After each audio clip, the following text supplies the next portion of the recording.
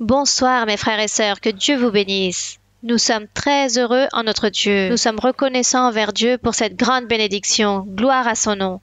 Car il nous a apporté sa reine et notre mère spirituelle. Un grand applaudissement pour notre reine. Gloire au Seigneur.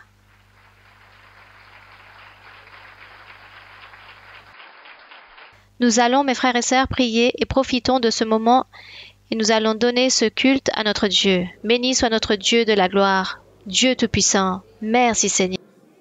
Nous te remercions Seigneur pour ce moment si merveilleux que tu nous as donné. Pas si loin, il y a peu de cela, il y a à peine 3 mois, nous avons eu ta prophétesse, notre apôtre, notre sœur Mara-Luisa. Merci Seigneur pour ce grand plaisir, pour nous permettre de nouveau de profiter de cette grande merveille et faire que beaucoup de frères de notre Église, de différents lieux, de différents pays, puissent venir aujourd'hui pour profiter de cette grande et merveilleuse bénédiction. Nous savons qu'avec toi, Seigneur, notre Mère spirituelle, toi, Seigneur, tu apportes la liberté, des bénédictions. Est arrivée une nouvelle étape pour ton Église. Et nous te remercions pour nous permettre, Seigneur, d'être témoins de ce que aujourd'hui cela nous est annoncé, où beaucoup de nations, comme dit la Bible, marcheront à la lumière de ton Église. Merci Seigneur, merci éternel Dieu pour ce moment si merveilleux. Toi, Dieu de la gloire, tu puisses recevoir de notre cœur les louanges, les cantiques, et que ce soir puisse être une soirée remplie de bénédictions, de surprises, surtout où l'Église t'honore, te loue, en train de méditer dans la Bible, en train de chanter pour toi, mon Seigneur, en train de profiter de cette merveilleuse vie que tu nous as donnée, qui est la vie spirituelle. Merci Seigneur, au nom glorieux de notre Seigneur Jésus-Christ. Amen. Gloire à Dieu pour toujours. Nous allons lire dans nos Bibles, mes frères et sœurs. Lisons dans le livre de Ésaïe, dans le chapitre 60, livre de Ésaïe, chapitre 60. Dans Ésaïe, mes frères et sœurs, il est écrit dans le chapitre 60 à partir du verset 1. Lève-toi, sois éclairé, car ta lumière arrive, et la gloire de l'Éternel se lève sur toi. Je vous invite à lire le verset 2. Voici les ténèbres couvrent la terre, et l'obscurité les peuples. Mais sur toi, l'Éternel se lève. Sur toi, sa gloire apparaît. Quel verset si merveilleux! Dans le 3, il dit « Des nations marchent à ta lumière, et des rois à la clarté de tes rayons. Porte tes yeux alentour et regarde. Tous, ils s'assemblent, ils viennent vers toi, tes fils arrivent de loin, et tes filles sont portées sur les bras. » N'avez-vous pas l'impression que ce verset, nous sommes en train de le vivre aujourd'hui, mes frères et sœurs? Vous êtes venus de très loin, mes frères et sœurs. Et ici, Dieu est en train de nous faire plaisir avec notre sœur, comme si elle nous porterait dans ses bras. Béni soit notre Dieu pour toujours. Que dit le verset 5? Lisons-le. Tu tressailliras alors et tu te réjouiras, et ton cœur bondira et se dilatera, quand les richesses de la mer se tourneront vers toi. Quand les trésors des nations viendront à toi. Dans le verset 6, il dit « Tu seras couverte d'une foule de chameaux, de dromadaires, de Madian et d'Épha. Ils viendront tous de Séba, ils porteront de l'or, de l'encens. » Et ensuite, qu'est-ce qu'il est écrit, mes frères et sœurs? Ils publieront des louanges de l'Éternel. Dans le verset 15, il est écrit, je vous invite à le lire. « Au lieu que tu étais délaissé et haï, et que personne ne te parcourait, je ferai de toi un ornement pour toujours, un sujet de joie de génération en génération. » Verset 18, il est écrit « On n'entendra plus parler de violence dans ton pays, ni de ravages et de ruines dans ton territoire. Tu donneras à tes murs le nom de salut, et tes portes celui de gloire. » Verset 19, mes frères et sœurs. Ne sera plus le soleil qui te servira de lumière pendant le jour, ni la lune qui t'éclairera de sa lueur, mais l'Éternel sera ta lumière à toujours, ton Dieu sera ta gloire. Verset 20. Ton soleil ne se couchera plus et ta lune ne s'obscurcira plus, car l'Éternel sera ta lumière à toujours, et les jours de ton deuil seront passés. Il n'y aura plus que tes justes parmi ton peuple. Ils posséderont à toujours le pays. C'est le rejeton que j'ai planté, l'œuvre de mes mains, pour servir à ma gloire. Le plus petit deviendra un millier et le moindre une nation puissante. Moi, l'Éternel, je hâterai ces choses en leur temps. Béni soit notre Dieu pour toujours. Et cela, nous sommes en train de le vivre, car il s'agit de promesses pour l'Église. Béni soit le Seigneur. Nous allons chanter le cantique 55 qui s'intitule « Celle-ci est l'Église ». L'Église de qui? Je ne vous entends pas. L'Église de qui? Nous sommes dans l'Église de Dieu? Convaincus de cela, mes frères et sœurs? Alors chantons alors le cantique 55, celle-ci est l'Église du Seigneur.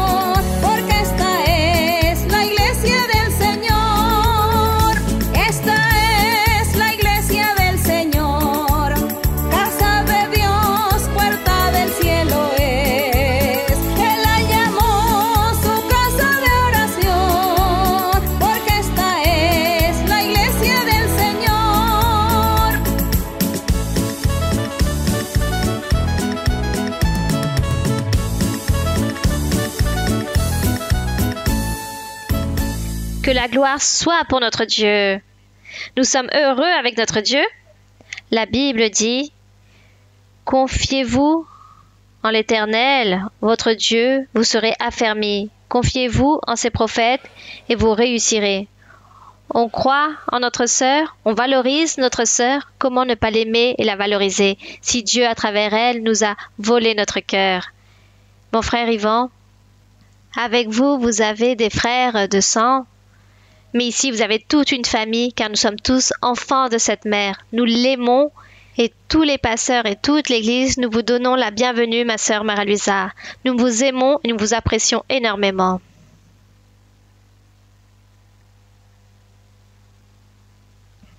Bonjour, bonsoir. Bonjour, bonsoir. Que Dieu vous bénisse. Vous pouvez vous asseoir, mes frères et sœurs. Vous pouvez vous asseoir. Et aujourd'hui, je vais vous donner un peu plus de temps pour certaines questions ou doutes que vous avez. Je vais vous donner un peu plus de temps que d'habitude par rapport à ce que nous allons méditer.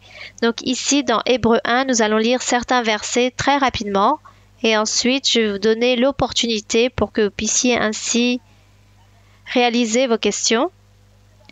Nous allons donc lire ici dans Hébreux chapitre 1, rappelant toujours, ou plutôt en mettant en évidence toujours notre Seigneur Jésus-Christ autant que Dieu, le Fils de Dieu, comme ce Dieu, cet être suprême. Voici ce que nous mettons en évidence ici dans Hébreux 1. Hébreux, il s'agit d'une épître, probablement de l'apôtre Paul, une lettre écrite par lui, qui est écrite de la manière suivante. Dieu, après avoir autrefois à plusieurs reprises et de plusieurs manières parlé à nos pères par les prophètes dans l'Antiquité, par exemple à Abraham, Isaac, Jacob, Moïse. Eux, c'étaient les pères. Ils étaient les pères. Il dit qu'il a parlé de diverses façons, à travers la prophétie, à travers des rêves, à travers des visions, et aussi à travers les prophètes. Voici ce qu'il dit, que Dieu a parlé de différentes façons dans l'Antiquité, à travers toutes ces méthodes, des rêves, des prophéties, des visions, à travers les prophètes. Dans le verset 2, il dit, Dieu, dans ces derniers temps, les derniers temps, il fait référence à l'œuvre évangélique dans l'Antiquité. Dans le temps d'autrefois, il s'agissait de la loi de Moïse et Dieu a parlé à travers les prophètes. Mais dans ces derniers temps, où nous menons plus de 2000 ans, pour l'apôtre à l'époque, 2000 ans en arrière, l'apôtre disait, il parlait en disant, dans ces derniers temps, que l'évangile avait déjà commencé. Dieu continue à parler. Maintenant, Dieu continue à nous parler par le Fils. Gloire au Seigneur. Nous disons aujourd'hui, 2000 ans après, Dieu, dans l'Antiquité, a parlé à travers les prophètes de différentes façons. Aujourd'hui, Dieu continue à nous parler. Par son Fils Jésus-Christ, par l'Esprit Saint, par les dons spirituels. À travers les dons spirituels, Dieu continue à nous parler. Verset 2.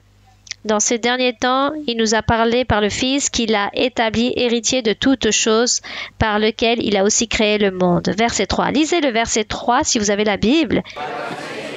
Et qui étant le reflet de sa gloire et l'empreinte de sa personne, et soutenant toutes choses par sa parole puissante, a fait la purification des péchés et s'est assis à la droite de la majesté divine dans les lieux très hauts. Eh bien, quelle merveille de ce qu'on dit du Seigneur Jésus-Christ. Je vais relire le verset 3.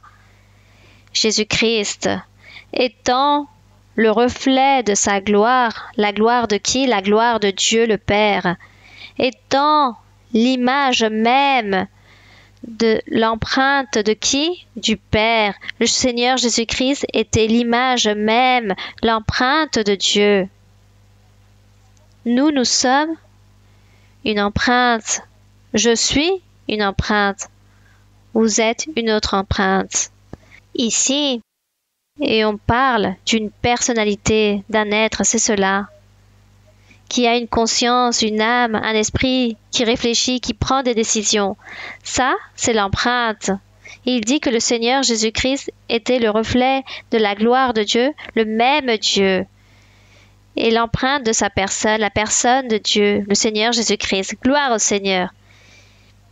Il dit, soutenant toutes choses par sa parole puissante, a fait la purification des péchés et s'est assis à la droite de la majesté divine dans les lieux très hauts. Lui, il s'est assis à la droite de la majesté divine dans les lieux très hauts, notre Père céleste, devenu d'autant supérieur aux anges, ici dans le verset 4, que Jésus-Christ est devenu autant supérieur aux anges qu'il a hérité d'un nom plus excellent que le leur, car il dit, dans aucun moment de la Bible, Dieu parle des anges comme il parle de son Fils Jésus-Christ. Et des anges, il dit qu'il s'agit de ses ministres. Ils font sa volonté. Mais Jésus-Christ, le Père, a dit, « Mon Fils », verset 5, « Tu es mon Fils, je t'ai engendré aujourd'hui. » Et qu'est-ce qu'a engendré le Père en Jésus-Christ? La partie physique, humaine, cette partie de chair et d'os, voici ce qu'il a engendré. Car l'empreinte, c'est le même Dieu. Et le même Dieu, avec son pouvoir, c'est ce qu'il a fait. Il a utilisé pendant un temps très court, à peu près durant 33 ans, il a utilisé son pouvoir et pendant un moment, il s'est converti en un être humain, car pour lui, il n'y a rien d'impossible. Mais ce ne fut pas toute la totalité de Dieu qui s'est converti en un être humain. Ce fut juste une petite partie de lui qui s'est converti en un être humain. C'est pourquoi on dit qu'il s'agit du même Dieu, c'est lui-même.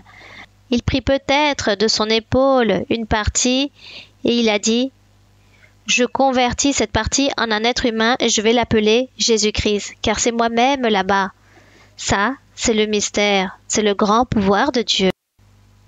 Et ici, dans le verset 6, il dit, je continue à lire dans le verset 5 lorsqu'il dit, « Je t'ai engendré aujourd'hui, et encore je serai pour lui un père, et il sera pour moi un fils. » Mais il s'agissait le père de cette chair humaine qu'il avait pris. Il était fils de cette chair humaine qu'il avait pris. Voici ce qu'il a appelé « Mon fils, c'est toi, je t'ai engendré aujourd'hui ». Mais c'est comme parler de lui-même, de moi-même. J'ai sorti un morceau, je suis devenu humain, car j'ai le pouvoir de le faire. J'ai pouvoir pour faire les choses et les défaire, pour construire et détruire. J'ai le pouvoir, ça c'est le pouvoir de Dieu. Et ça, ce sont les mystères du Seigneur. Alors, en parlant des anges, Dieu dit qu'il n'a jamais dit toutes ces merveilles aux anges. Il a juste parlé ainsi du Seigneur Jésus. Mais des anges, comment Dieu se référait à ces anges? Il disait « Celui qui fait de ses anges des vents et des serviteurs une flamme de feu. » Les anges sont donc des esprits et des serviteurs qui étaient en train de servir ou qui sont toujours en train de servir Dieu, et ces anges sont des messagers de Dieu, et Dieu, il les a pour le service de son Église. Nous ne savons pas combien de fois le Seigneur a envoyé ses anges pour qu'ils puissent nous garder ou nous protéger, pour qu'ils puissent nous secourir. Combien de fois Dieu a dit à un ange « Pars et va vers Jean car il est en danger de mort. Toi, tu devras te déguiser en policier, tu te présenteras là-bas pour délivrer Jean de ce danger de mort. On le menace, alors tu vas te convertir en un policier ou une armée. » Donc les êtres humains vont voir une armée et ne commettront pas ainsi aucun mal à Jean. Combien de fois Dieu de cette façon a-t-il agi pour nous protéger de tous les dangers, de tout ce qui nous entoure, pour nous aider, comme parfois les personnes rêvent avec un médecin ou avec une infirmière qui réalise une opération et la personne ensuite est guérie. De la même façon, Dieu fait avec ses anges, en train de les utiliser, les personnes, et personne ne se rend compte. Nous ne nous rendons pas compte à quel moment Dieu nous sauve, nous aide, nous protège à travers de ses anges, car ils sont au service de Dieu. On dit que Dieu m'a gardé et Dieu m'a protégé. De quelle façon? Peu importe la façon, si ce fut à travers d'un ange ou de manière directe, comment Dieu l'a fait, mais il m'a gardé. C'est ce qui est important. Que Dieu nous garde en train d'utiliser ces outils, ces instruments de la manière que Dieu le veut pour nous bénir. Et pour Dieu, il n'y a rien d'impossible. Le Seigneur Jésus-Christ, lorsqu'il était persécuté par ses ennemis les Juifs, qui le poursuivaient pour réaliser des méchancetés, pour lui ôter la vie, pour le livrer en prison, le Seigneur Jésus leur disait « Moi, j'ai du pouvoir, et si je voudrais, je demanderais au Père qu'il m'envoie une armée. Il peut m'envoyer une armée, et cette armée va tous vous détruire. Mais moi, je ne veux pas faire cela. Je veux être un être humain qui soit rempli de miséricorde, qui puisse pardonner, qui puisse supporter, tolérer, se résigner et aimer avec tout son cœur son prochain. » Voici ce que le Seigneur nous a démontré. Mais lui disait, moi je peux faire qu'une armée vienne. Et ainsi le Seigneur nous donnait l'enseignement de comment nous devions nous comporter dans la vie. De la manière qu'il s'est comporté autant qu'être humain, lui aussi il veut que nous fassions de même, et nous pouvons le faire, car il dit « Cela est possible ». Le Seigneur disait « Ce que je fais et ce que je suis, vous ferez de choses bien plus grandes dans le futur. Vous ferez de plus grandes choses. » Donc gloire au Seigneur, car lui, à ce moment-là, dans son travail, dans sa fonction en tant qu'homme, il nous a donné un grand enseignement. Et il nous a démontré son existence comme il est en train de nous la démontrer aujourd'hui aussi. Alors, voici la plus grande gloire de notre Dieu. Puis, ici, il dit comment Dieu s'exprime du Seigneur Jésus-Christ. Car il dit du Fils, le Seigneur Jésus-Christ, le Père, se réfère au Fils de la manière suivante. Lisez le verset 8. Mais il a dit au Fils, « Ton trône, ô Dieu, est éternel. Le sceptre de ton règne est un sceptre d'équité. » Alors il dit qu'il parle ainsi au Fils, ton trône, ô Dieu. Dieu dit. Il n'est pas en train de dire ton trône, ô Fils, mais il dit ton trône, ô Dieu, est éternel, sceptre de ton règne est un sceptre d'équité, car lui, il était le roi, et c'est le roi. Gloire au Seigneur. Bien, continuons dans le verset 9. Ce que le Père céleste a dit au Fils. Tu as aimé la justice, tu as haï l'iniquité. C'est pourquoi, ô Dieu, ton Dieu t'a oint d'une huile de joie au-dessus de tes égaux. Il est en train de dire plus qu'aux autres. Et qui étaient ses égaux? Sûrement, ses égaux devaient être les croyants en Jésus-Christ. Car il dit que le Seigneur Jésus, humainement, c'est le grand frère, c'est l'aîné, c'est le premier-né humainement. Mais divinement, il s'agit du Fils de Dieu, ou du même Dieu dans sa divinité. Du côté humain, le supérieur, le frère aîné parmi tous les frères des croyants dans l'Évangile, ceux qui font la volonté de Dieu. Et dans le reste des versets, dans le verset 10, il dit « Et encore, toi, Seigneur, tu as au commencement fondé la terre. » Il est en train de parler au Seigneur Jésus. « Tu as au commencement fondé la terre et les cieux sont l'ouvrage de tes mains. Ils périront, mais tu subsisteras. Ils veilleront tous, c'est-à-dire la nature, la terre, tout ce qu'il a créé, tous vieilliront comme un vêtement, tu les rouleras comme un manteau et ils seront changés. Mais toi, Seigneur Jésus, tu restes le même et tes années ne finiront jamais, car tu es Dieu et tu n'as ni de début ni de fin. Gloire à Dieu. » Et dans le verset 13, il dit « Tandis qu'aux anges, quand Dieu a-t-il dit quelque chose de similaire? » Lisez le verset 13. « Et auquel des anges a-t-il jamais dit? Assieds-toi à ma droite, jusqu'à ce que je fasse de tes ennemis ton marchepied. » Gloire au Seigneur. Et dans le verset 14, il dit, la question est, ne sont-ils pas tous des esprits au service de Dieu? Qui sont les esprits au service de Dieu? Les anges. Ne sont-ils pas tous des esprits au service de Dieu envoyés pour exercer un ministère en faveur de ceux qui doivent hériter du salut? C'est pourquoi je dis, combien de fois le Seigneur a-t-il envoyé ses anges pour nous aider dans n'importe quel moment difficile de notre vie? Nous ne sommes pas seuls. Nous ne sommes pas seuls.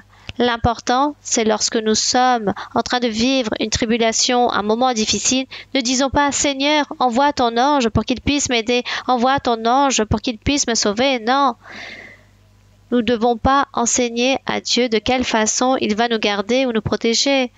Nous disons juste « Seigneur, garde-moi, protège-moi, aide-moi Seigneur, je suis en danger, regarde ma situation, aide-moi Seigneur ». Et Dieu sera qui il va envoyer.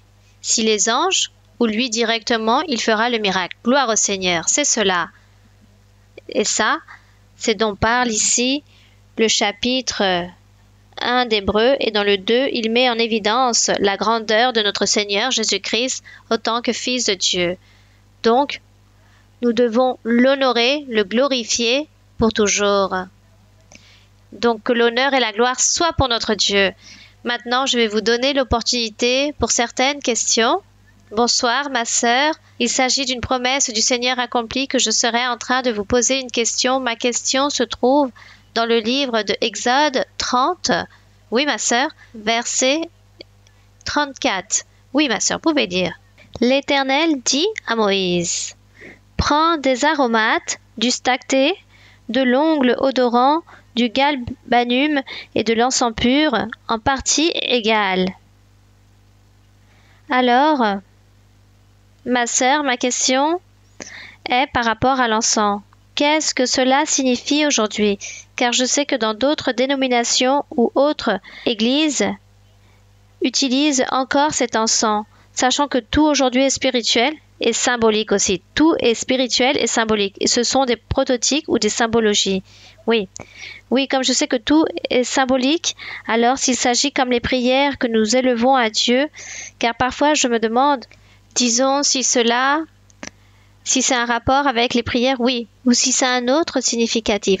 Non, ma sœur. Il s'agit des prières des croyants en Jésus-Christ. C'est l'encens d'aujourd'hui.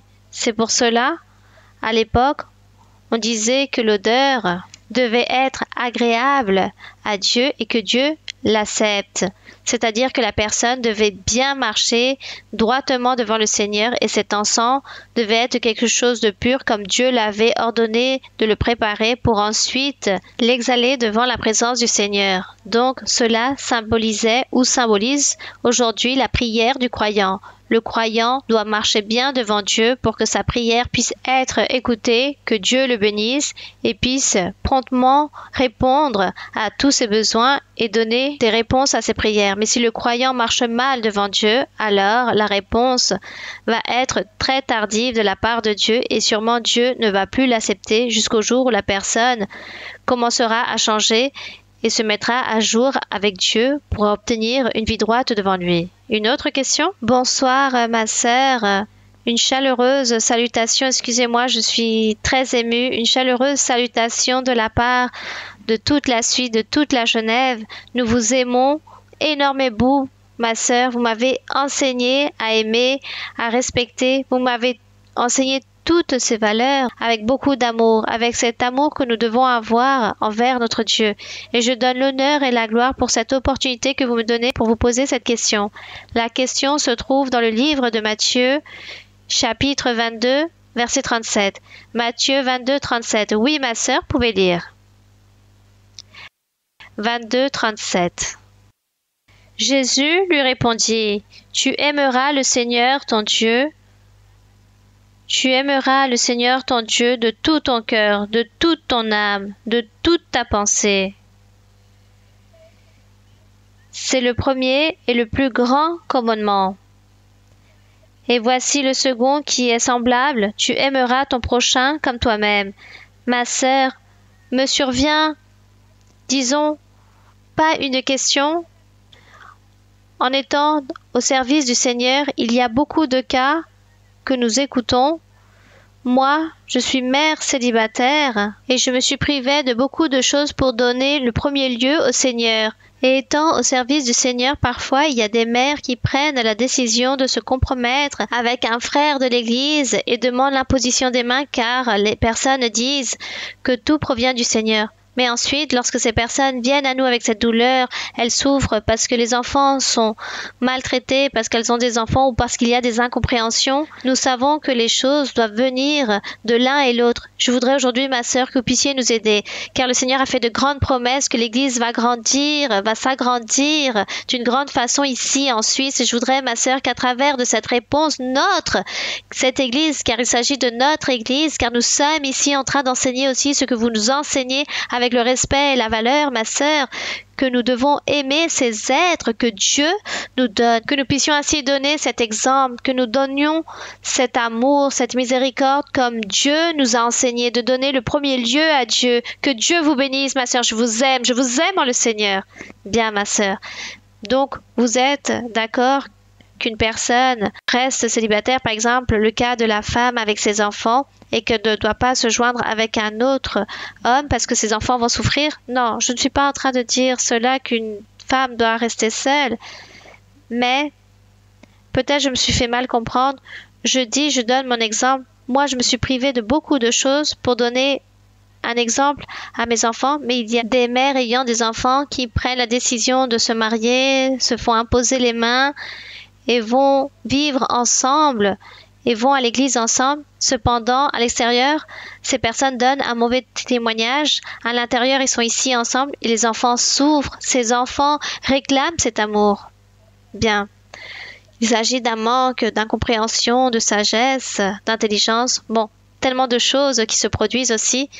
Lorsqu'on parle de commandement, lorsque le Seigneur disait à cette personne, « Tu aimeras le Seigneur ton Dieu avec toute ton âme, avec tout ton cœur. » avec toute ta pensée, avec la mentalité de la personne, aimer Dieu, et l'autre commandement c'était aimer son prochain comme soi-même, alors on pourrait se demander qu'est-ce que aimer quelqu'un comme s'aimer soi-même? Qu'est-ce que je voudrais pour moi? La meilleure chose, n'est-ce pas? On voudrait la meilleure chose pour soi-même. Par exemple, on va dire, je ne veux pas me couper car sinon je vais avoir mal ou je vais saigner, alors je ne veux pas cela pour moi. J'évite de me cogner, de trébucher car je vais me blesser. Vous voyez, on cherche le bien pour soi-même, la meilleure chose pour nous. Nous voulons la meilleure chose pour nous. Par exemple, on ne veut pas être insulté ou injuré, ni physiquement, ni verbalement, que personne n'aille m'offenser. Ça, je n'aime pas.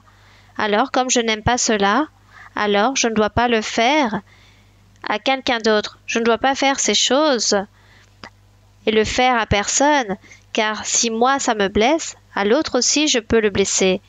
Alors, pourquoi je ne considère pas en disant ce que je ne veux pas pour moi, alors je ne veux pas la même chose pour les autres. Ça, c'est aimer le prochain comme soi-même. De quelle façon nous pouvons détruire la joie ou la stabilité émotionnelle du prochain?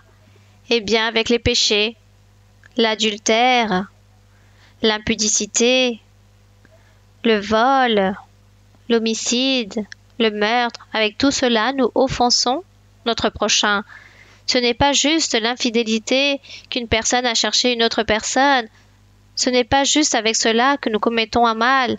Nous commettons un mal à notre prochain avec une tromperie, un mensonge, la haine, la colère, en insultant, en réalisant une agressivité physique, en faisant du mal par exemple aux enfants, comme la sœur dit qu'il y a une mère qui reste seule avec ses enfants et ensuite elle cherche un compagnon et ce compagnon commence à maltraiter les enfants comme il ne s'agit pas de ses propres enfants, alors cet homme maltraite ses enfants, il est agressif avec eux, il ne les aime pas. Si lui, il les aimerait, alors il les verrait comme ses propres fils, comme des êtres humains, comme des enfants qui dépendent encore de l'adulte, alors on dirait qu'il aime son prochain, n'est-ce pas? Comme lui-même. Mais comme il n'aime pas son prochain, comme lui-même, alors peu lui importe, et il fait souffrir ses êtres, ses enfants. Voici ce que le Seigneur a toujours enseigné, que nous devons aimer les personnes. Alors, raison de plus, nous aimons les frères et sœurs avec le fait que tous viennent à l'église. Je marche dans la rue et quelqu'un me salue, et lorsqu'on me salue, je dis « Celui-ci doit provenir de l'église ». Et je lui demande « Tu vas à l'église ?»« Oui, je vais à l'église un tel. Je suis un tel et je vais à l'église un tel depuis tant de temps. » À ce moment-là, je commence à aimer cette personne. Je ne connais même pas son prénom ni son nom de famille, je ne connais pas sa famille, mais je commence à apprécier cette personne. Pourquoi? Parce que cette personne va à l'église et elle est en train de croire en un Dieu. Elle a un Dieu comme un père, comme le même père que j'ai. Alors, à ce moment-là, cette personne devient ma sœur ou mon frère et je commence à aimer cette personne et je commence à apprécier cette personne, à avoir de la tendresse envers cette personne. Et si à ce moment-là, je dois tendre la main à cette personne, je le fais avec tout mon cœur, car il s'agit d'un être qui connaît Dieu, qui va à mon église, qui connaît le Seigneur, c'est mon frère, c'est ma sœur en Jésus-Christ. Voilà ce que signifie aimer le prochain comme soi-même. C'est cela. Il faut se convertir. Il y a des personnes qui viennent, comme dit la sœur, les personnes viennent et ne changent pas. À l'extérieur, les personnes commettent le péché. Et cela est vrai. Il faut se convertir à Dieu.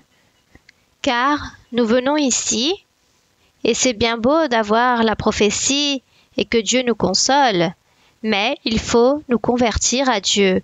Et nous convertir à Dieu, c'est abandonner la colère, l'inimitié, l'orgueil, l'envie, la cupidité, la malice, cette jalousie, cet orgueil personnel, tout cela, il faut l'abandonner. Il faut renoncer aussi à la tromperie, le mensonge. Il faut commencer à abandonner toutes ces choses de notre être, car avec tout cela, je blesse mon prochain. Je lui fais du mal, tant à ceux qui vivent dans mon foyer comme à ceux qui vont à l'église. Je leur fais un mal. Donc, il faut commencer à changer et je dois changer car si je vais dans le monde, personne ne me connaît, personne ne me voit et je serai libre de faire ce que je veux. Non, quelqu'un est en train de me regarder. Dieu est en train de m'observer. Lui, il regarde mes pas, ma vie. C'est lui qui me récompense, c'est lui qui me qualifie et non les personnes. Alors, il y a des personnes qui disent « Moi, je suis ici, tout seul, et je fais ce que je veux. » Non, Dieu est en train de vous regarder. Alors, nous devons nous convertir à Dieu. Nous devons changer. Et ce n'est pas seulement venir ici à l'église chercher un refuge spirituel où que Dieu me parle et me console, mais je dois venir et demander à Dieu pour qu'il m'aide à changer et vivre une vie droite en tant que croyant, en tant qu'enfant de Dieu. Je veux être un enfant de Dieu. Donc, luttons et efforçons-nous dans cela. Alors, ressentons de l'amour, de la tendresse. Soyons sincères en aimant les êtres, même s'il ne s'agit pas de mes propres enfants, je vais le voir comme si c'était les miens et je vais les aimer comme si c'était mes propres enfants. Ça, c'est l'amour de Dieu qu'il y a dans le cœur de chacun. De sentir de l'amour pour les êtres, sans regarder la race, la couleur, la langue, peu importe.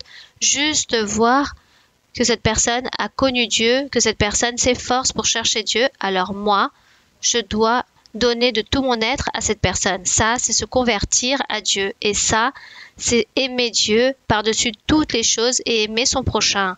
Et aimer Dieu, c'est abandonner tout ce que nous nommons péché et plaire à Dieu. Ça, c'est l'amour à Dieu par-dessus toutes les choses. Bon, que Dieu nous aide, que Dieu nous enseigne, que Dieu puisse vous capaciter, vous révéler, vous montrer, vous aider pour que vous puissiez changer et que vous soyez des véritables enfants de Dieu, des fils et des filles de Dieu. Une autre question? Bonsoir à tous mes frères et sœurs. Ma sœur Mara-Luisa, c'est une promesse de Dieu que j'allais être face à vous. Ma question, afin que tous nous puissions lire, elle se trouve dans le premier livre de Samuel, chapitre 14. Oui, premier livre de Samuel 14. Oui. Verset 23. Oui, ma sœur, pouvez lire. Merci. Premier livre de Samuel 14, 23. L'Éternel délivra Israël ce jour-là, et le combat se prolongea jusqu'à delà de Beth-Aven. La journée fut fatigante pour les hommes d'Israël. Saül avait fait jurer le peuple en disant « Maudit soit l'homme qui prendra de la nourriture avant le soir, avant que je ne me sois vengé de mes ennemis. » Et personne n'avait pris de nourriture. Tout le peuple était arrivé dans une forêt où il y avait du miel à la surface du sol. Puis, dans le verset 29, Jonathan dit à son père « Mon père, trouble le peuple, voyez donc comme mes yeux se sont éclaircis parce que j'ai goûté un peu de ce miel. » Alors je comprends par doctrine que le miel, c'est la doctrine, la parole de Dieu, c'est la prophétie, lorsque nous cherchons la prophétie. Non, là, il n'y a pas d'interprétation ou de symbologie, ma sœur. Ma question est que lui, il veut accuser Jonathan, sachant que ce n'est pas la faute de Jonathan que le peuple ait mangé la nourriture. Et c'est pourquoi il a dit « Maudit soit l'homme qui prendra de la nourriture ». Ça, c'est ma question. Bon, ma sœur, ce qui s'est produit, c'est que Saül a interdit à toute l'armée qu'il ne fallait pas manger, qu'il fallait jeûner.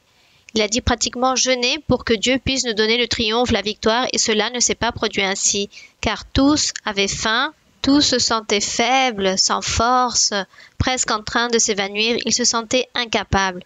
Mais là, il y avait une épreuve de feu, le peuple devait obéir l'ordre.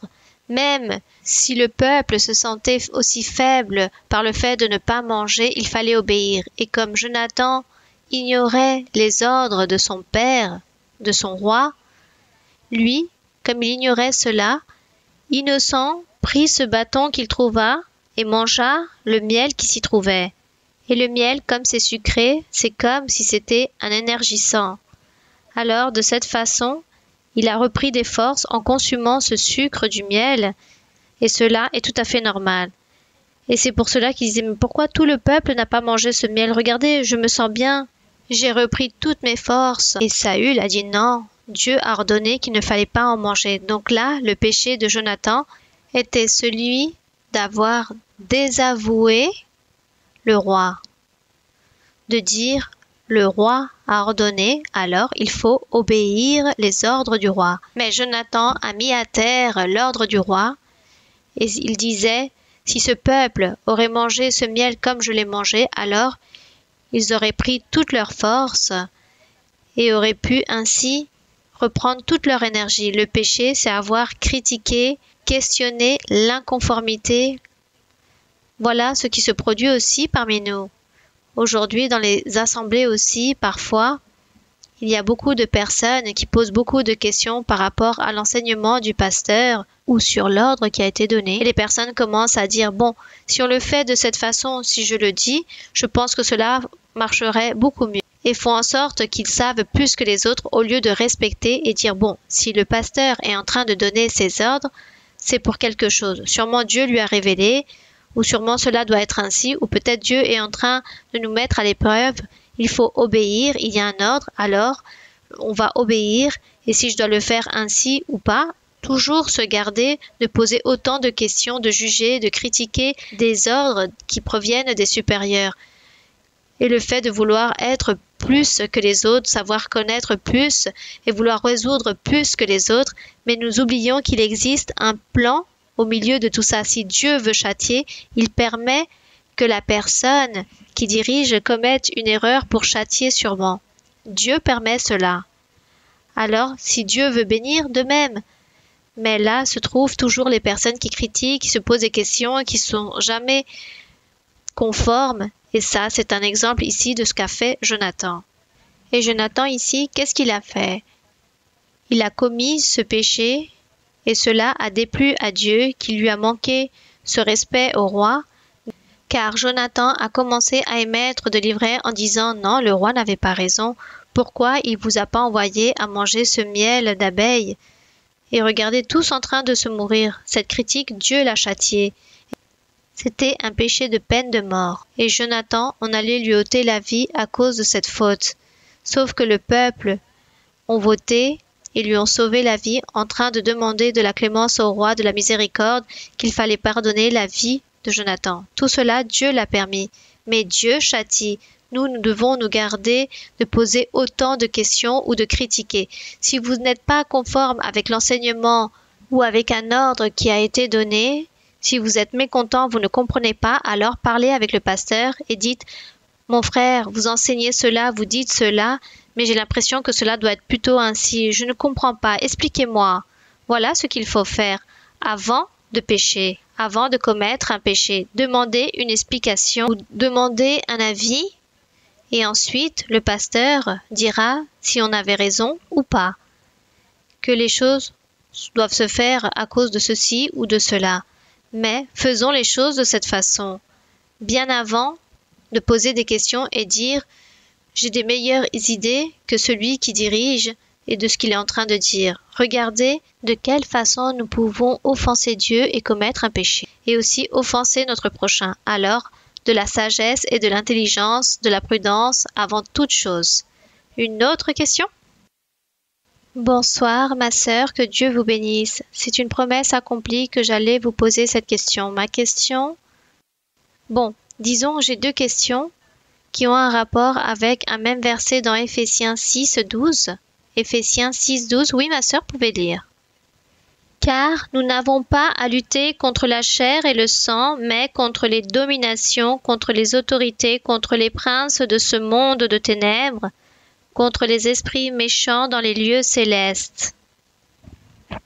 Moi, je me suis toujours demandé par rapport à notre travail là-bas, dans ces lieux célestes, et je me souviens à plusieurs reprises, notre travail là-bas, notre travail ici, oui, mais ça c'est ma question justement, car il y a des frères qui rêvent que des parentés disent « Nous sommes ici en train de travailler et en train de louer le Seigneur. » Oui, mais là-bas, nous n'aurons plus ces tentations ou les pièges de l'ennemi.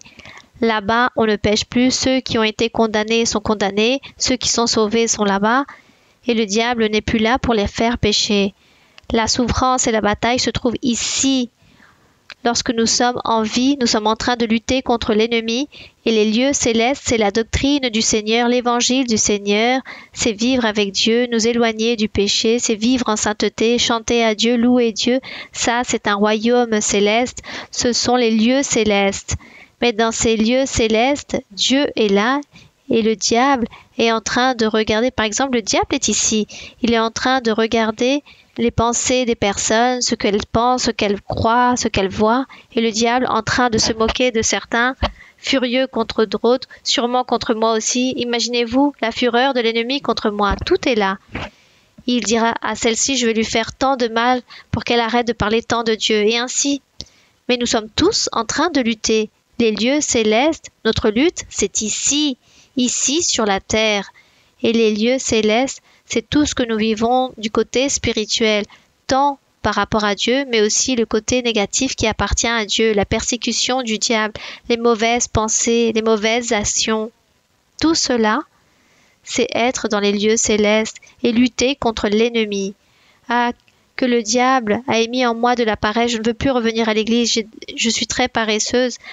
Ça, c'est une lutte dans les lieux célestes. L'ennemi est là en train d'établir cette paresse pour que je ne loue pas Dieu, pour ne pas apprendre la doctrine. Ou que le diable établit des contrariétés au milieu de la famille ou dans mon couple.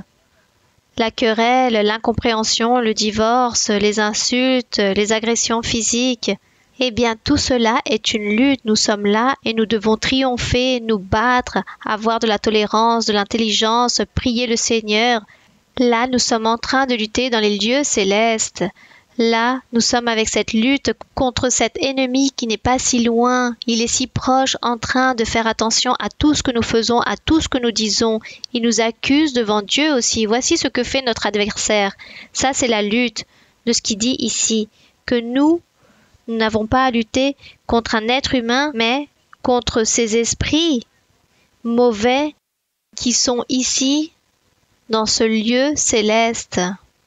C'est-à-dire, nous ne les voyons pas, mais nous sommes aussi en train de lutter les forces du mal contre les forces du bien.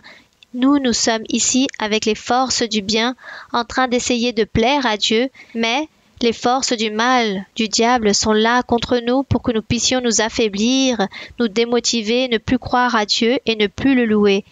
Alors, en suivant le péché, nous sommes en train de plaire à Dieu ou à ses forces négatives. Voici tous les lieux célestes qu'on mentionne ici dans la Bible, et ça, c'est la lutte continuelle. Tous les jours, nous sommes en train de lutter contre cela, tous les jours, car l'ennemi établit toujours des pièges. Lorsque vous mettez en colère, là se trouvent les forces célestes contre vous. Je vais faire que cette personne s'énerve et insulte sa famille, son épouse, ses enfants, peu importe. Alors tous vont s'offenser, tout le monde va être en colère et là se forme la bataille. Voilà ce que le diable veut. Et ça, c'est cette lutte qui n'est pas contre les êtres humains mais contre les forces célestes. Lorsque nous parlons de forces célestes, nous ne parlons pas de l'éternité avec Dieu. Nous parlons, disons, d'un abysme, de quelque chose que nous ne voyons pas, quelque chose d'abstrait, que nous sentons mais que nous ne voyons pas. Mais le mal est là, une maladie. Qui l'établit? Le diable. Le diable établit la maladie en la personne. Donc là se trouve la lutte. Nous ne voyons rien de concret, mais nous sentons la maladie, nous sentons la douleur. Par exemple, lorsque vous souffrez un accident, qui l'a généré? Le diable, car lui, il est envieux. Il veut réaliser le mal aux enfants de Dieu. Bien, continuons. Vous m'avez dit que vous aviez 2 questions. En fait, ma sœur, j'avais compris cela comme par rapport dans l'autre vie. Non, dans l'autre vie, nous n'allons pas lutter contre le diable. Là-bas, tout est avec Dieu. Par contre, moi je le dis avec tant d'optimisme, comme si nous étions déjà là-bas. Oui, ma sœur, oui. Donc, je voulais aussi savoir si le Seigneur vous a révélé, car le Seigneur parle à travers des symboles qui sont parfaits, et lorsqu'il parle de l'épouse, de l'Église autant qu'épouse de l'agneau, quel est ce travail en tant qu'épouse qu'à l'Église que nous avons, si le Seigneur vous a révélé cela? Dans cette vie, nous sommes les croyants. Nous sommes les croyants, nous sommes l'épouse symboliquement, spirituellement, nous sommes l'épouse.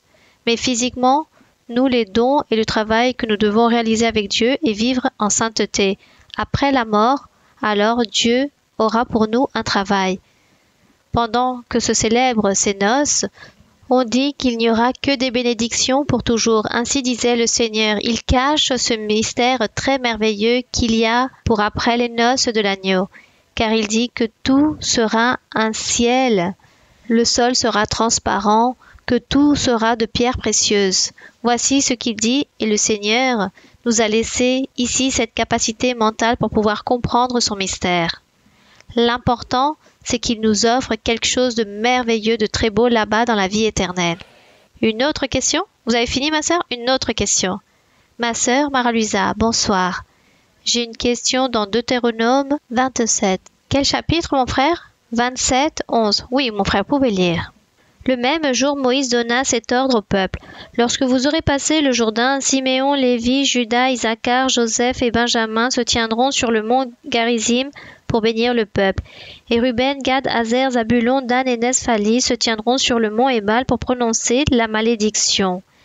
Puis, dans le chapitre 28, ma sœur Mara-Luisa, nous trouvons les bénédictions pour ceux qui obéissent et les malédictions pour ceux qui désobéissent. Ma sœur, ces deux monts qui sont mentionnés ici de Garizim et d'Ébal, car même dans l'Ancien Testament aussi, je voudrais savoir si ces deux monts ont un symbolisme physique ou spirituel. Non, mon frère, tout cela était physique, car le peuple arrivait à la terre promise, ou la terre de Canaan, une fois que le Jourdain a été traversé, ils sont passés de l'autre côté du Jourdain. Josué, avec le peuple, Dieu a donné des ordres de comment ils devaient diriger les tribus et comment aussi, de nouveau, prendre possession de tout le territoire du Canaan, car il y avait beaucoup de villes avec leurs gouverneurs et eux, ils devaient lutter avec leurs armées pour pouvoir livrer ces batailles et pouvoir ainsi posséder les terres, les peuples, tout posséder. Ils ont donc vécu une forte lutte, très forte durant beaucoup d'années à cause de la désobéissance. Dieu a fait que durant plusieurs années, ils ont dû vivre une guerre continuelle.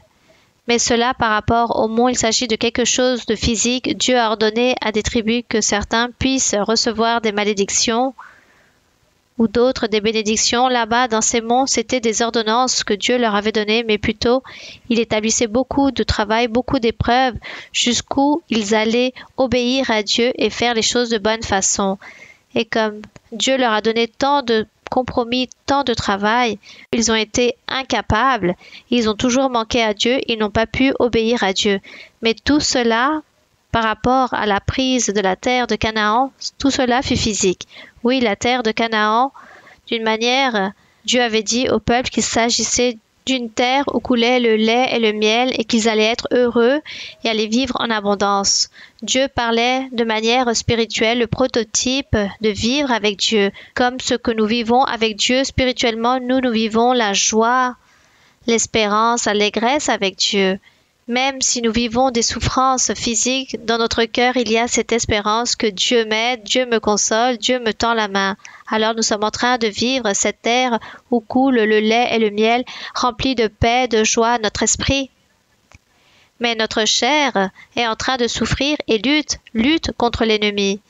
Et autrefois, ça, c'était le prototype. Entrer dans la terre de Canaan, c'était une terre remplie de joie. C'était quelque chose de physique. Comme le peuple a échoué à Dieu, alors ils n'ont pu jamais profiter physiquement de tout ce que Dieu avait promis par rapport à cette terre. Nous, les croyants en Jésus-Christ, nous sommes en train de profiter plutôt, et non eux, ils n'ont jamais pu en profiter physiquement. C'est cela.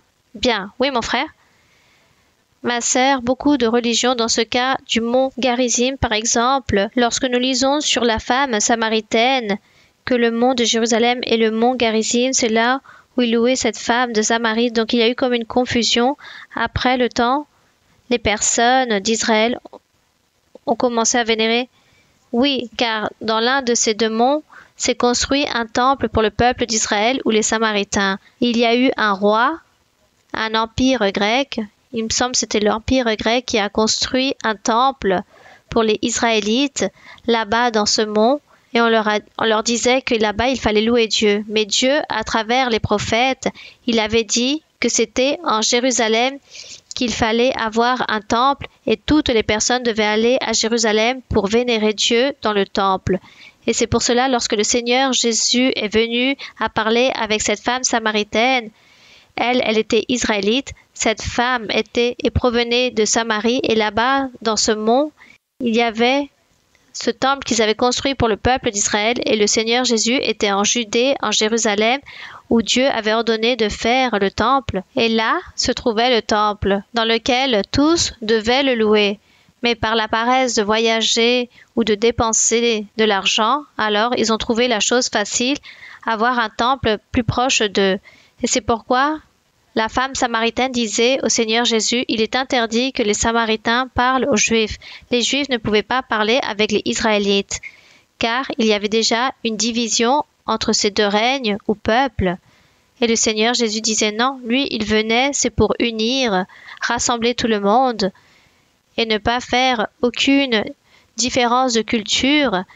Il voulait juste former un seul peuple et enseigner. C'est pourquoi il a enseigné à la femme samaritaine de ne pas penser de cette façon, car pour elle aussi, elle allait recevoir des bénédictions. Elle disait, très étonnée, mais toi tu es juif, comment est-ce possible que tu parles avec moi qui est samaritaine? Moi j'appartiens au peuple d'Israël, mais des tribus qui ont été rejetées, où on me dit, mes pères disent qu'il faut vénérer là-bas dans ce mont, et vous les juifs vous dites que c'est ici à Jérusalem. Alors, où doit-on vénérer Dieu? Et le Seigneur Jésus lui explique, non, ni ici à Jérusalem, ni là-bas dans le mont Garizim, nous n'allons pas vénérer Dieu, car Dieu est esprit et Dieu veut que ses véritables serviteurs le louent en esprit et en vérité. Ça, ce fut la réponse du Seigneur Jésus-Christ. Donc on remercie le Seigneur, car aujourd'hui nous sommes en train de profiter de chercher Dieu en esprit et en vérité. Gloire au Seigneur. Une autre question? Bonsoir ma sœur. Nous venons de l'œuvre des Palmas de Grande Canarie, mon épouse et moi. Nous vous aimons vraiment avec tout notre cœur pour la bonne personne que vous êtes. Ma sœur, j'ai un doute. Et réellement, je ne sais pas si vous allez pouvoir me l'éclairer, car malgré que je lis beaucoup la Bible, je vois peu de présence de la femme dans la Bible. Alors je ne sais pas si dans l'Antiquité, la femme avait peu de valeur ou pourquoi. Ça, c'est ma question. Oui, le Seigneur Jésus-Christ, c'est lui qui a fait le miracle, car lorsque le Seigneur Jésus-Christ est venu, la femme auparavant était un objet. Elle ne valait rien, elle n'avait ni droit ni vote. Elle était soumise, elle était juste là pour élever ses enfants et rester à la maison. La femme n'étudiait même pas, n'apprenait pas à lire ou à écrire. Le Seigneur Jésus-Christ, lorsqu'il est venu, il a dit, et il l'a révélé à l'apôtre Paul, et il lui a dit, ni esclave, ni juif, ni grec, donc ni esclave, ni serviteur, ni homme, ni femme. Dieu ne veut rien de cela. Il veut juste un cœur sincère pour Dieu. Et là, il a dit, maintenant je ne vais plus regarder ni d'homme, ni femme, ni faire aucune différence. Quiconque qui a un cœur digne d'être enfant de Dieu, Dieu le regardera comme un enfant de Dieu. Même les esclaves ou les serviteurs, car dans l'Antiquité, le serviteur et l'esclave n'avaient droit à rien.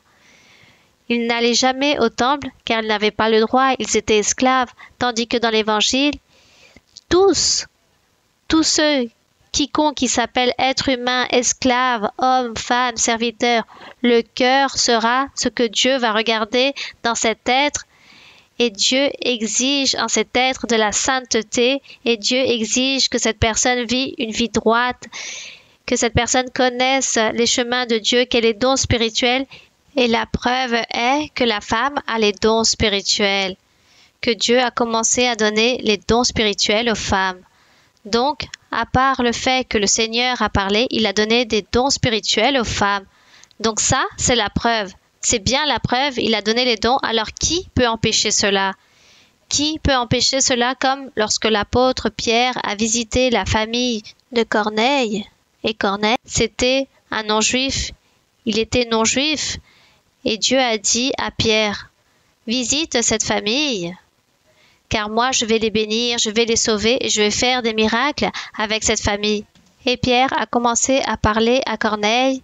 Il est venu à travers la révélation que Dieu lui avait donnée. Quand soudain, on dit que Corneille a commencé à parler en langue et à prophétiser, lui et sa famille.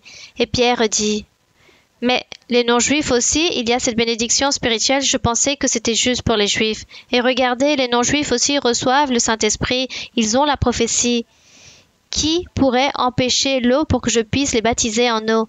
Si Dieu donne les choses spirituelles, qui suis-je pour empêcher qu'ils ne se baptisent pas avec le baptême en eau? » Voilà comment Pierre a pensé, c'est cela. Si les femmes, Dieu les utilise pour réaliser des miracles, si elles ont les dons spirituels, si elles prophétisent, si elles font des miracles, des prodiges à travers elles, qui va critiquer cela? Qui va oser critiquer et dire que la femme ne vaut rien, qui n'est rien, elle n'a droit ni vote et a droit à rien? Personne. Car là est la preuve et le signe que Dieu a donné aux femmes aussi cela. Alors Dieu a dignifié la femme dans son évangile. À travers l'évangile, Dieu a commencé à dignifier la femme et à la sortir de là, de cette servitude qu'elle a vécue durant des milliers d'années. C'est cela. Alors, on remercie le Seigneur que Dieu nous a amenés à être tous libres sans abuser de cette liberté, que cela ne devienne pas un libertinage, mais que réellement on puisse utiliser la liberté de manière sage en train de plaire à Dieu. Bien, mon frère, j'espère que j'ai pu me faire comprendre. Oui, ma sœur. Bien, continuons. Bonsoir, ma sœur, ainsi que mes frères et sœurs, que Dieu vous bénisse. Je viens d'Italie, ma sœur, nous vous attendons avec beaucoup d'amour. Je vous invite très cordialement pour que vous puissiez venir, car depuis 2015, vous ne venez plus. Moi, je n'ai même pas pu assister à cette étude biblique, rien qu'hier. Ah oui, ma sœur, oui, c'est vrai. Il y a des églises où ça fait 10 ans que je ne leur rends pas visite. Il y a d'autres églises où jamais je ne leur ai rendu visite. Bon, je ne sais pas. Oui, vous avez raison. On va demander à Dieu pour qu'il me donne des ailes pour voler. Bon. Ah, ma sœur. Dieu pourvoira. Bien. Oui, continuez. S'il vous plaît, ma sœur, la première se trouve dans Exode, chapitre 20, verset 12. Exode 20, 12. Oui, ma sœur, je peux lire? Oui, allez-y. Honore ton père et ta mère, afin que tes jours se prolongent dans le pays que l'Éternel, ton Dieu, te donne.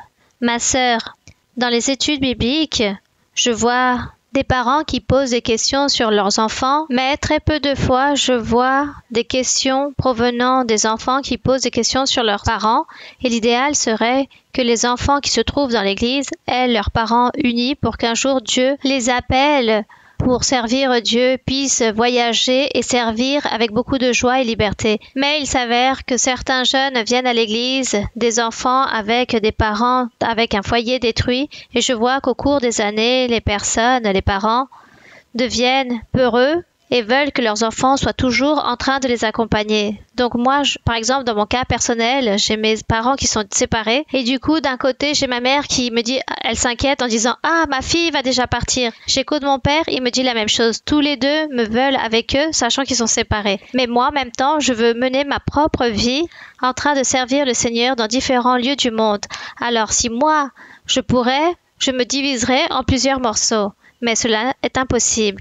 Alors, ma sœur, un enfant, comment peut-il se comporter envers ses parents pour pouvoir réaliser ce commandement, l'accomplir, sans échouer à Dieu, mais aussi avoir des souhaits, car les souhaits des enfants ne sont pas les mêmes que ceux des parents. Et parfois, je vois que lorsque les enfants disent à leurs parents « Je veux servir dans une langue ou dans un pays », les parents se frustrent et disent « Non, moi, cette culture, je n'aime pas dans ce pays ». Alors, comment un enfant jeune dans l'Église peut-il servir à Dieu en accomplissant ce commandement et plaire à Dieu? Bien, mais le commandement ne dit pas qu'il faut vivre avec ses parents à tout instant. Le commandement ne dit pas tu dois vivre avec ton père et ta mère tous les jours de ta vie dans la même maison, dans la même pièce. Non, il est en train de dire qu'il faut les honorer, les respecter et il faut veiller sur eux, les aider. Alors, les enfants deviennent indépendants et partent vivre dans un autre lieu, mais parmi chacun, ils réunissent une certaine somme d'argent pour que leurs parents, rien ne leur manque. Qu'est-ce qu'ont besoin les parents? Ils ont besoin de quelqu'un qui puisse leur cuisiner ou réaliser toutes les choses nécessaires dans le foyer. Donc, on va payer quelqu'un pour que la personne puisse réaliser toutes ces tâches. Donc, selon le nombre d'enfants, ils réunissent une somme d'argent pour payer quelqu'un pour réaliser toutes les tâches ménagères de la maison et cuisiner. Mais honorer, cela ne signifie pas que les enfants doivent vivre jour et nuit avec leurs parents. Non, cela serait une esclavitude. Parfois, le diable profite de cette stratégie pour que les enfants adultes soient sous la servitude de leurs parents. Je parle des enfants déjà âgés de plus de 30 ans. Donc, le diable profite de toute cette stratégie pour que les parents, soit le père ou la mère, commencent à pleurer en disant « Je vais mourir si tu pars de mes côtés ». Donc, l'autre vit sous la servitude de l'autre. Et l'adulte, cet enfant adulte ne réalise plus sa vie. Et cela ne doit pas être ainsi. Les parents ne doivent pas intervenir dans cela. Il faut respecter les décisions de ces enfants adultes. Mais par contre, les enfants ne doivent jamais oublier qu'ils ont une responsabilité, celle de subvenir aux besoins de leurs parents. Et plus encore, s'ils ne peuvent pas travailler, alors tous les enfants réunis, s'il y en a 2, ou s'il s'agit d'un enfant unique, il faut travailler 3 fois plus pour aider ses parents et voir comment ils peuvent vivre sans que rien ne leur manque. Voilà ce que signifie honorer son père et sa mère, c'est les respecter et veiller sur eux, que rien ne leur manque, ni la nourriture, ni le vêtement, ou du moins d'aucune chose élémentaire, que les enfants puissent tous s'inquiéter pour leurs parents, qu'il s'agisse de loin ou de près. Mais par rapport à vivre avec eux, non, car les parents veulent les garder comme des esclaves à côté d'eux, et non, eux aussi ils ont besoin d'avoir une vie indépendante. Donc ce que Dieu dit, c'est ne laisse pas mourir ton père, ta mère, ne l'abandonne pas là-bas dans la rue, sans nourriture, mais tu dois t'inquiéter pour eux et se mettre d'accord avec la fratrie ou s'il s'agit d'un enfant unique. Le pauvre, car là, il devra travailler 4 fois plus pour ses parents, peut-être acheter une assurance de vie, faire quelque chose pour ses parents, afin que ses parents, lorsqu'ils ne pourront plus travailler, puissent vivre de cette assurance, ou sinon, comment vais-je travailler pour maintenir, disons, 2 maisons? Donc, de l'intelligence, de la prudence avant toute chose et faire la volonté du Seigneur. Bien. Y a-t-il une autre question? Bon, une autre question? Bonsoir ma sœur, il s'agit d'un grand privilège, une bénédiction, une promesse du Seigneur que j'allais vous poser cette question. Je veux vous remercier pour le temps que vous prenez pour nous enseigner et nous préparer afin d'obtenir cette certification de la récompense de la vie éternelle. J'ai une question ma sœur, dans le premier livre de Rois 13, dans le premier livre de Rois, chapitre 13, oui?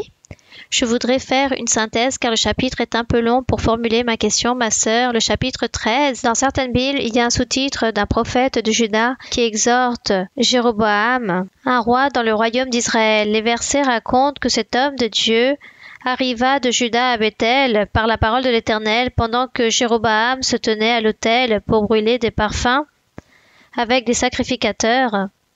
Et cet homme de Dieu avait crié contre l'autel de Bethel. Et lorsque le roi entendit cette parole, cette prophétie, la main de Jéroboam sécha et demanda à ce prophète qu'il puisse l'aider. Et dans les versets suivants, il dit que ce prophète de Dieu est sorti de la ville et un autre faux prophète l'a trompé pour qu'il puisse désobéir à Dieu et qu'il ne fallait pas venir à cet endroit, ni manger, ni boire. Pour vous faire un résumé, Dieu lui ôta la vie à travers un lion, et moi je vois que le châtiment envers ce prophète à cause de la désobéissance fut immédiat, sachant que Jéroboam était en train d'accomplir des commandements en réalisant le sacrifice, il a reçu la nourriture. Donc je ne sais pas de quoi dépend que le prophète ait perdu la vie immédiatement, peut-être l'appui qu'il avait, ou si vous pouviez m'éclairer cela, ma sœur. Bon, nous voyons aussi l'importance du personnage. Le prophète n'était pas si important à l'époque, il y avait beaucoup de prophètes, il ne s'agissait pas d'un personnage très important. Ce qui était important, c'était les rois, les chefs, car tout le monde regardait ce que le roi faisait. Donc Dieu a châtié Jéroboam, mais son châtiment fut lent, car à partir de ce jour, il a commencé à souffrir le châtiment, et Dieu commença à lui établir beaucoup de difficultés dans sa vie jusqu'à la fin. On dit que lui et toute sa famille, tous sont morts. Ce fut des personnes qui ont été tuées par l'épée. Ce fut une mort très lente, un châtiment plutôt notoire pour que tout le peuple puisse se rendre compte du châtiment que Jéroboam avait reçu. Et du prophète, non, car personne ne faisait attention au prophète. C'est pour cela que Dieu l'a châtié immédiatement. Le prophète passait donc de manière inconnue, tandis que le roi Jéroboam, on devait le voir dans sa gloire et ensuite le voir dans sa ruine, de quelle façon Dieu a terminé avec lui. Et tout cela aussi a servi pour que les autres rois, les autres successeurs et toutes les personnes qui l'entouraient du côté du gouvernement puissent se rendre compte qu'il fallait respecter Dieu, le valoriser, car le châtiment était très dur et pouvait venir. C'était cela. Bien. Je vais permettre à la sœur ici qu'elle puisse poser sa question pour finaliser. Bonsoir ma sœur, notre cœur se remplisse de grande allégresse pour vous avoir ici. C'est une promesse accomplie du Seigneur que vous alliez nous rendre visite. Nous avons eu, durant toutes ces années, ce grand souhait de vous voir et aujourd'hui il s'agit d'une promesse accomplie du Seigneur. Que la gloire soit pour le Seigneur. Ma sœur, j'ai une question. Dans le livre d'Ésaïe, oui, dans le chapitre 28, du verset 7 jusqu'au verset 9, Ésaïe chapitre 7, chapitre 28, Ésaïe chapitre 28. Ésaïe chapitre 27 du chapitre verset 7 au 9. Chapitre 28 du verset 7 au 9. Oui. Mais eux aussi, ils chancellent dans le vin, et les boissons fortes leur donnent des vertiges. Sacrificateurs et prophètes chancellent dans les boissons fortes, ils sont absorbés par le vin, ils ont des vertiges à cause des boissons fortes, ils chancellent en prophétisant, ils vacillent en rendant la justice. Toutes les tables sont pleines de vomissements d'ordures, il n'y a plus de place. À qui veut-on enseigner la sagesse? À qui veut-on donner les leçons? Est-ce à des enfants qui viennent d'être sevrés, qui viennent de quitter la mamelle? Ma sœur, s'il vous plaît, si vous pouviez nous éclairer ces versets. Ici, le Seigneur, dans Ésaïe, est en train de parler au peuple d'Israël ou au peuple de Juda à l'époque. Il était en train de réaliser une réprimande ou une exhortation car allait venir un châtiment pour eux, le châtiment que Dieu leur a envoyé, comme ils ont désobéi au prophète. Le prophète qui est venu, c'est lorsque le Seigneur a envoyé les armées à Babylone pour détruire Israël, pour détruire Juda et tous ceux qui y vivaient. Ça, ce fut le châtiment. Et là, c'est la carte, la lettre d'exhortation, c'est le châtiment afin qu'ils se repentissent. Dieu parlait d'une manière figurée, avec des métaphores, des symboles pour dire tout ce qu'ils faisaient était mauvais, leur table, leur banquet. Tout était mauvais, tout était comme il est écrit ici dans le verset que vous avez lu. Il dit qu'ils ont chancelé avec leur vin et en réalisant tous leurs boissons, leurs banquets, ils ont commencé à obtenir des vertiges. Ils n'ont jamais reçu comme il se doit les paroles de prophètes pour se repentir, mais tous étaient remplis de méchanceté, remplis de vomissements et d'ordures, de saleté. Il n'y avait aucun endroit propre dans les cœurs de chaque personne. Dans tous les habitants vivait le péché, jusqu'au jour où Dieu s'irrite contre eux, car il dit à travers le prophète, « À qui allez-vous enseigner la doctrine, la connaissance, s'il n'existe personne à qui enseigner la véritable parole, le véritable chemin ?» Il n'existe personne, mais dans le futur, il y aura des personnes. Et dans le futur, du verset 10, il dit « Car c'est précepte sur précepte, précepte sur précepte, règle sur règle, règle sur règle, un peu ici, un peu là, c'est-à-dire en train de sonder toutes les Écritures. » Il dit « Eh bien, c'est par des hommes aux lèvres balbutiantes et aux langues barbares que l'Éternel parlera à ce peuple. » Il dit « Je parlerai à ce peuple, et même ainsi, on ne va pas me comprendre ou croire en moi. » Ainsi a dit le Seigneur. Et effectivement, cela s'est produit, car le jour de Pentecôte, lorsqu'ils étaient tous en train de prier, le Saint-Esprit est descendu, et tous ont commencé à parler en langue, à prophétiser, et les Juifs disaient, ils sont ivres, ils sont fous. Et ils doutaient, ils n'ont pas voulu croire en le Seigneur. Juste les personnes humbles du peuple étaient les personnes qui ont cru, mais les chefs, les gouverneurs n'ont pas voulu croire en le Seigneur. Donc, c'est accompli toutes ces paroles prophétiques d'Ésaïe. Mais bon, nous sommes ici, autant que non-juifs que nous sommes, Dieu a été miséricordieux de nous et nous avons cru en le Seigneur. Nous sommes ici en train de chercher Dieu, en train d'accueillir le Seigneur, règle sur règle, précepte sur précepte. Dieu sera en train d'enseigner la doctrine pour ceux qui écoutent, ceux qui sont humbles de cœur, ceux qui disposent leur cœur pour apprendre, pour aimer et pour faire la volonté du Seigneur. Alors, gloire au Seigneur, car parmi ce groupe, nous sommes là aujourd'hui. Et Dieu permet que nous aussi, nous puissions continuer de l'avant et arriver à ce but, jusqu'à la fin de nos jours. Bien, le frère qui me dit ainsi, bon, mon frère, allez-y pour votre question. Car vous me faites des signes. Bon, je ne sais pas, mais très rapidement, s'il vous plaît. Bonsoir, mes frères et sœurs, que Dieu vous bénisse.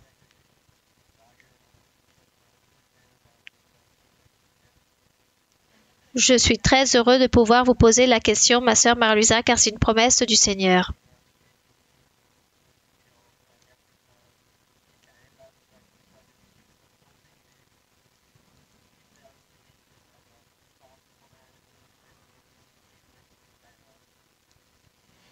Je visite l'œuvre d'Autriche et je suis ce messager qui envoie ce message aujourd'hui pour que vous puissiez venir visiter notre œuvre.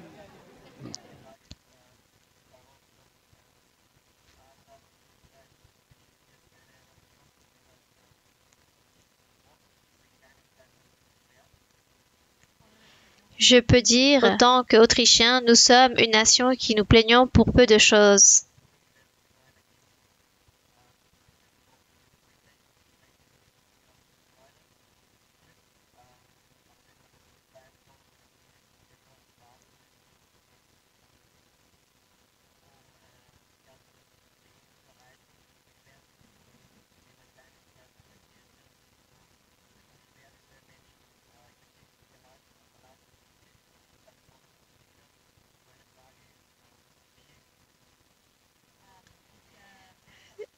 Excusez-moi. Je vois beaucoup de choses, comment les frères et sœurs dans l'Église, en recevant ces merveilleuses promesses, n'ont pas la patience de faire que ces promesses s'accomplissent et se plaignent pour des petites choses et arrivent même à abandonner l'Église.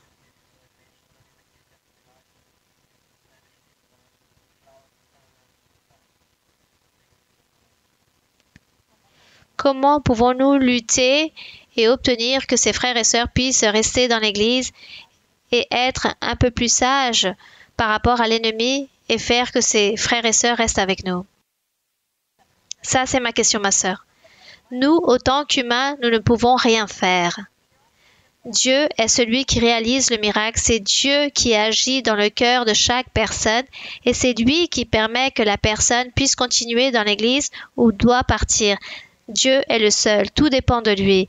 Donc le Seigneur dit, parlez, semez, et moi je serai à qui je vais faire que cette semence puisse s'accroître. Nous parlons, nous travaillons, nous imposons les mains, nous prophétisons, et Dieu est celui qui réalise le miracle à la fin, et c'est lui qui sait qui il va convertir ou pas. Nous continuons de l'avant en train de faire notre travail. C'est cela, bien. De toute façon, que Dieu vous bénisse. Que Dieu vous bénisse et de grandes salutations là-bas pour l'église de Vienne en Autriche. Bien. La toute dernière, oui, vous. Vous êtes la dernière, ma sœur. La dernière question, s'il vous plaît. Bonsoir, ma sœur. Je ne vais pas pleurer. Que le Seigneur vous bénisse et vous donne beaucoup de sagesse et une longueur de vie pour tout ce que vous nous avez enseigné, pour tout ce que vous nous enseignez et cette grande sagesse que vous avez. Moi, ma famille m'a dit que moi je représente le peuple d'Israël de manière parfaite. Alors, j'ai cherché dans la Bible et j'ai trouvé quelque chose que je veux, ma sœur, que vous puissiez nous enseigner, nous qui sommes récents, ceux qui sont oubliés et ceux qui ne savent pas le mettre en pratique pour servir nos frères et sœurs avec amour, avec sagesse et sans aucune peur. Cela se trouve dans Jacques 3, 17, 18. Oui, ma sœur, lisez. Lisez Jacques 3, 17 et 18. J'ai oublié les lunettes. Si vous voulez, je peux le lire. Jacques 3, versets 17, 18. Il est écrit: La sagesse d'en haut est premièrement pure, ensuite pacifique, modérée, conciliante, pleine de miséricorde et de bons fruits, exempte de duplicité, d'hypocrisie. Le fruit de la justice est semé dans la paix pour ceux qui recherchent la paix. Oui, ma sœur, moi je pose cette question précisément pour vous rendre heureuse, car vous dites toujours que vous êtes heureuse lorsque nous lisons la Bible et que nous vous posons des questions, car vous nous enseignez. Alors, ma sœur, je veux, s'il vous plaît, que vous puissiez m'enseigner à avoir de la sagesse du Très-Haut, pure, et cet amour envers mes frères et sœurs, que vous puissiez m'enseigner à ne pas avoir peur, à servir mes frères et sœurs, à être fidèle dans mon assemblée. Merci beaucoup, ma sœur, pour cette opportunité que vous me donnez. Que Dieu vous bénisse énormément. Merci.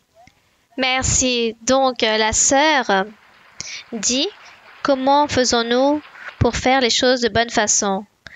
Et elle a lu ici la sagesse d'en haut, c'est-à-dire la sagesse que Dieu donne, est pure, pacifique, modérée, conciliante, pleine de miséricorde et de bons fruits, exempte de duplicité et d'hypocrisie, et le fruit de la justice est semé dans la paix par ceux qui recherchent la paix. Donc, cette sagesse, c'est faire les bonnes choses, les choses justes, droites devant Dieu, devant le prochain, aimer Dieu par-dessus toutes les choses, encore plus que toutes les choses, aimer le prochain comme soi-même. Ça, c'est la sagesse. Cessez de pécher, cessez de faire des choses mauvaises, désagréables. N'ayez pas de colère, de cupidité, de la vanité. Ayez plutôt cette humilité. Ça, c'est la sagesse. Ça, c'est la sagesse que Dieu donne. Car ici, il parle d'une sagesse terrestre. Et cette sagesse terrestre ne conduit à rien de bon, mais que celle que Dieu donne. Donc, demandons à Dieu de la sagesse pour pouvoir savoir comment nous comporter comme des êtres, comme des enfants de Dieu, comme des frères et sœurs en Jésus-Christ, autant que croyants, comme dirigeants, nous comporter de manière très sage, toujours en train de plaire à Dieu et nous aimer avec une grande sincérité, sans regarder les défauts, sans regarder ou mépriser les autres, mais en étant droit et sincère. Ça, c'est la sagesse. Alors Seigneur, donne-moi de la sagesse pour savoir comment me comporter dans la vie pour faire les choses de bonne façon. Toujours demander à Dieu toutes ces choses. Délivre-moi, Seigneur. Ôte de moi tous ces mauvais esprits de mon corps, toutes ces sorcelleries, tous ces envoûtements, tous ces démons, toutes ces malédictions. Enlève tout cela de ma vie pour que je puisse être pur et je puisse ainsi te plaire et être un homme sage, une femme sage, avoir la sagesse et que l'honneur et la gloire soient pour notre Dieu. Nous allons nous mettre debout, mes frères et sœurs, et nous allons prier le Seigneur. Nous allons prier à notre Dieu. Nous allons prier le Seigneur et nous allons remercier notre Dieu et aussi demander à Dieu des miracles, qu'il se manifeste comme il l'a promis, comme le Seigneur l'a toujours promis. Toutes les fois que nous nous réunissons, le Seigneur se manifestera et donnera sa bénédiction, il fera des miracles dans la vie de chacun. Nous allons donc prier. Béni soit notre Dieu. Père saint, Père de notre Seigneur Jésus-Christ, éternel Dieu, Créateur du ciel et de la terre, notre Père, merci Seigneur pour ce grand privilège que nous avons eu de pouvoir connaître ce chemin, cette parole, de connaître la Bible, de connaître et savoir que tu existes. Merci Seigneur pour ta manifestation, car tu nous as donné des preuves, des signes de ton existence. Nous sommes convaincus Seigneur que tu es un Dieu réel, que tu es un Dieu puissant qui se manifeste dans n'importe quel Dieu du monde.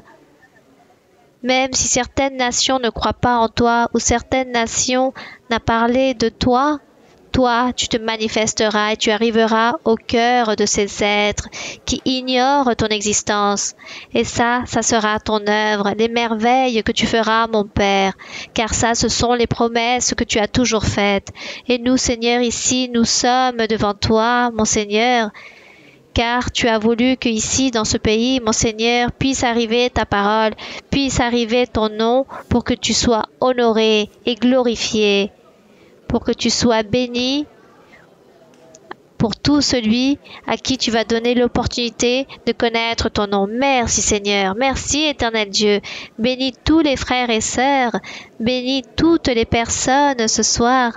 Donne une bénédiction à chacun. Guéris-les Seigneur, guéris de toute maladie, ôte toute maladie psychique aussi, comme les sorcelleries, les envoûtements, les malédictions du diable. Détruis et chasse tout mauvais esprit qui lie les corps de certaines personnes. Délivre, mon Seigneur, donne la sagesse, l'intelligence, entendement pour pouvoir comprendre ta parole, pour pouvoir comprendre ton chemin, ta parole sainte, mon Seigneur. Donne la délivrance et la bénédiction, mon Père céleste. Béni soit ton nom durant les siècles et les siècles, mon Seigneur. Que chacun puisse recevoir ta bénédiction, que chacun reçoive la portion que toi, Seigneur, tu es en train de leur donner. Purifie chaque cœur, donne-leur en abondance. Merci mon Père, merci Seigneur. Garde-les dans les chemins de retour à chaque frère, chaque sœur. Donne-leur l'allégresse, la paix, la joie. Donne la guérison et donne la joie à tous. Et que tu puisses exaucer les vœux de chaque cœur. Délie, Seigneur, tout piège. Ôte les apparences et l'hypocrisie. Merci, mon Père, au nom glorieux de Jésus-Christ, ton Fils aimé. Que pour lui soit l'honneur, la gloire et la louange, aujourd'hui et pour toujours. Amen. Gloire à mon Seigneur. Alléluia. Gloire à Dieu. Puissant est le Seigneur. Merci. Alléluia. Gloire au Roi. Gloire à mon Seigneur.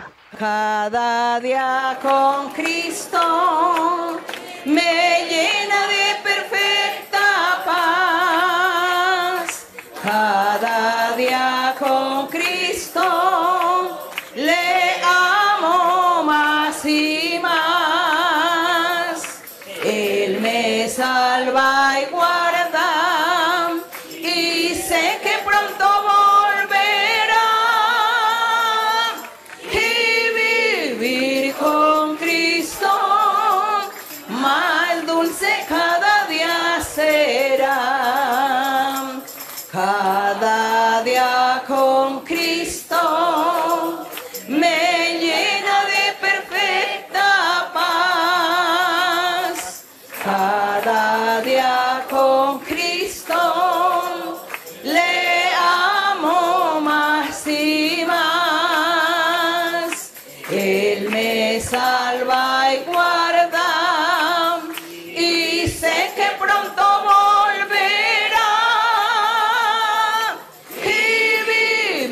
con Cristo más dulce cada día será. Merci Seigneur, que l'honneur et la gloire soient pour notre Dieu. Merci beaucoup mes frères et sœurs, que Dieu vous bénisse. Que le Seigneur vous bénisse. Merci.